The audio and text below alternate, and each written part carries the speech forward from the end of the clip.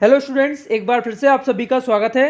आज इस वीडियो में हम आपके लिए अर्धवार्षिक परीक्षा कक्षा 10वीं हिंदी विषय के क्वेश्चंस लेकर आए हैं और साथ में आपको इन सभी का जो सॉल्यूशन है वो भी इसी वीडियो के माध्यम से प्रोवाइड किया जा रहा है।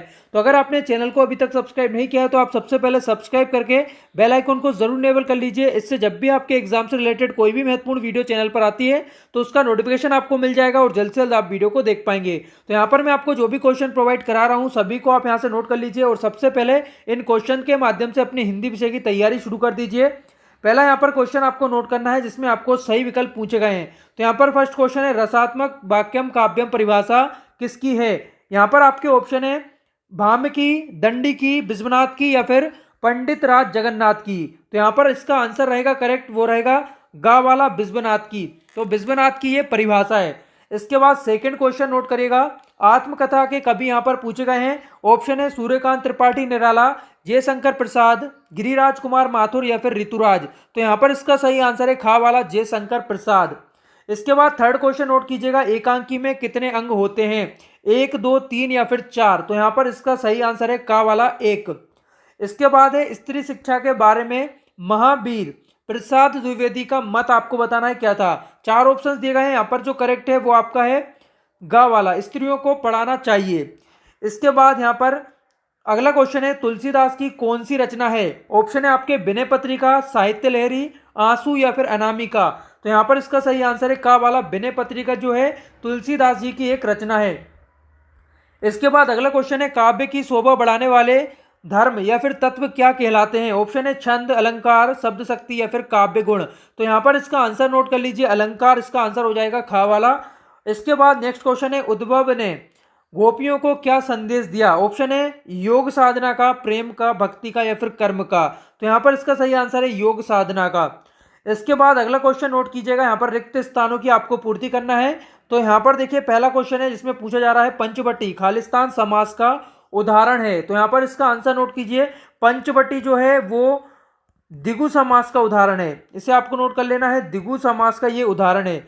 इसके बाद सेकंड नोट कीजिएगा, वीर रस का स्थायी भाव यहाँ पर पूछा गया है। तो वीर रस का जो स्थायी भाव होता है वो होता है उत्साह। उत्साह यहाँ पर आपको आंसर आएगा। इसके बाद कामायनी एक खालिस्तान है, तो कामायनी एक क्या है, महाकाव्य है,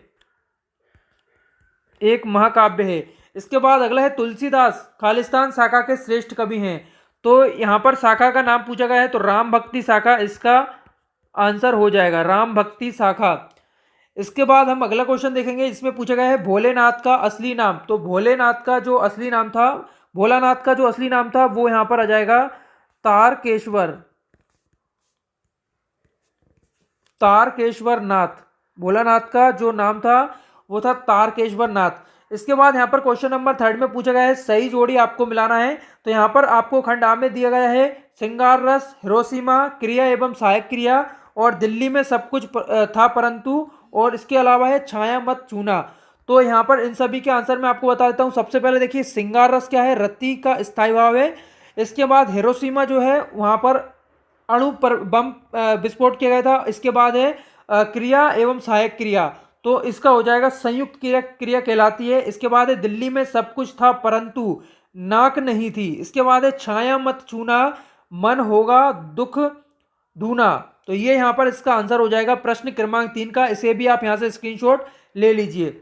इसके बाद यहाँ पर क्वेश्चन नंबर 4 देख लीजिए, एक शब्द या एक वाक्य में आपको उत्तर बताना है। पहला है, एक शब्द की एक से अधिक बार आवृत्ति होने पर कौन सा अलंकार होता है।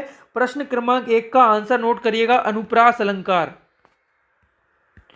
अनुप्रास अलंकार। इसके बाद सेकंड है, हिंदू वेदों को किसकी रचना मानते हैं, हिंदू वेदों को किसकी रचना मानते हैं। यहां पर इसका आंसर हो जाएगा आपका ईश्वर की, ईश्वर की। इसके बाद यहां पर मेरे द्वारा पुस्तक पढ़ी जा रही है मैं कौन सा वाच्य है। तो देखिए यहां पर क्या है, कर्मवाच्य, कर्मवाच्य, कर्मवाच्य है। इसके बाद है हाथ मलना का क्या अर्थ है। हाथ मलना का जो अर्थ है वो होता है पछताना। इसके बाद है नाक किसकी घोतक होती है। नाक जो होती है वो मान सम्मान की घोतक होती है, मान सम्मान। इसे आप नोट यहाँ से कर लेंगे। इसके बाद है जॉर्ज पंचम की मूर्ति कहाँ लगी थी? तो जॉर्ज पंचम की जो मूर्ति थी वो दिल्ली में इंडिया गेट के सामने, तो दिल्ली में इंडिया गेट के सामने इसका आंसर हो जाएगा। इसे आप यहां से नोट कर सकते हैं। इसके बाद यहां पर देखेंगे अगला क्वेश्चन नंबर 5, जिसमें आपको महाकाव्य किसे कहते हैं ये बताना है और 2 महाकाव्यों के नाम भी लिखना है। इसके बाद है गोपियों द्वारा उद्भव को भाग्यवान कहने में क्या व्यंग निहित है? आपको इन सभी के आंसर भी मैं प्रोवाइड करा रहा हूं। अभी आप यहां पर क्वेश्चन देख लीजिए किस क्वेश्चन का आंसर है। इसके बाद देखिए भक्ति काल को हिंदी साहित्य का स्वर्णिम क्यों कहा जाता है? और इसके बाद क्वेश्चन नंबर 8 नोट करिएगा, गिरिराज कुमार माथुर या अथवा आपको सूर्यकांत त्रिपाठी निराला में से किसी एक की 2 रचनाओं को लिखना था। इसके बाद है नाक मान सम्मान और प्रतिष्ठा का घोतक है, यह बात पूरी व्यंग रचना में किस तरह उभर कर आई? इसके बाद है नाटक और एकांकी में अंतर लिखिए। और इसके बाद है परीक्षा की तैयारी की जानकारी देते हुए अपने पिताजी को पत्र लिखिए। इसके अथवा में है अपने प्राचार्य को शाला छोड़ने पर स्थानांतरण प्रमाण पत्र या टीसी देने हेतु आवेदन पत्र लिखिए। और इसके बाद क्वेश्चन निम्नलिखित में से किसी एक विषय पर संक्षिप्त किंतु सारगर्भित निबंध लिखिए। जीवन में खेलों का महत्व, वृक्षारोपण या फिर विज्ञान वरदान या अभिशाप, यहाँ पर ऑप्शन है। तो इन सभी के आंसर आपको बता देता हूं, इन्हें भी आप नोट यहाँ से कर लीजिए। देखिए पहला क्वेश्चन था, यहाँ पर पूछा गया था महाकाव्य किसे कहते हैं? 2 प्रमुख महाकाव्य उनके रचनाकारों के नाम लिखिए। तो यहाँ पर इसका स्क्रीनशॉट यहाँ से ले लीजिए, ये पूरा आंसर है आपका क्वेश्चन नंबर 5 का। इसके बाद अगला यहाँ पर क्वेश्चन था गोपियों द्वारा उद्भव को भाग्यवान कहने का क्या व्यंग निहित है? इसमें इसका आंसर ये लिखा हुआ है, इसे भी आप यहाँ से नोट कर सकते हैं या फिर स्क्रीनशॉट लेना चाहते हैं तो स्क्रीनशॉट भी ले सकते हैं। इसके बाद है अगला भक्ति काल को हिंदी साहित्य का स्वर्ण युग क्यों कहते हैं, ये यहाँ पर पूछा गया है। तो ये इसका पूरा आंसर लिखा हुआ है, इसे आप यहाँ से स्क्रीनशॉट ले सकते हैं।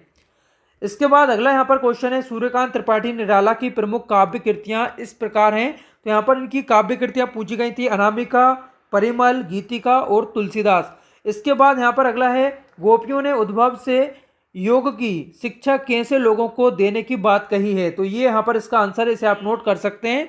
प्रश्न यहाँ पर जो आपका था, गोपियों ने उद्भव से योग की शिक्षा कैसे लोगों को देने की बात कही। इसके बाद है नाटक और एकांकी में अंतर पूछे गए हैं। तो यहाँ पर लिखे हुए हैं 4 अंतर, चारों को आपको याद करना है और उदाहरण आपको याद कर लेना है। इससे अगर ज़्यादा अंतर आते हैं तो वो भी आप लिख पाएंगे, तो इसका आप यहाँ से स्क्रीनशॉट ले लेंगे।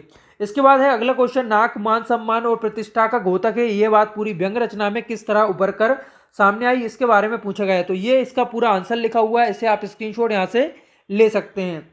इसके बाद अगला क्वेश्चन है वार्षिक परीक्षा की तैयारी की जानकारी देते हुए अपने पिताजी को आपको पत्र लिखना था। तो ये यहाँ पर लिखा हुआ है, इसे आप यहाँ से स्क्रीनशॉट ले सकते हैं। इसी तरह से आपको पूरा पत्र जो है लिख देना है, आपका नाम यहाँ पर आपको लिख देना है। तो ये यहाँ पर आपका हिंदी विषय का क्वेश्चन और उनके साथ में सॉल्यूशन पूरा हो चुका है। आपको आने वाली वीडियोस मिल सकें इसके लिए आप चैनल को जरूर सब्सक्राइब कर लीजिए और साथ में बेल आइकन को इनेबल कर लीजिए। और इसके अलावा अगर आपको ये वीडियो हेल्पफुल लगी है तो इस वीडियो को लाइक और शेयर जरूर कीजिएगा। वीडियो देखने के लिए आप सभी का बहुत बहुत धन्यवाद।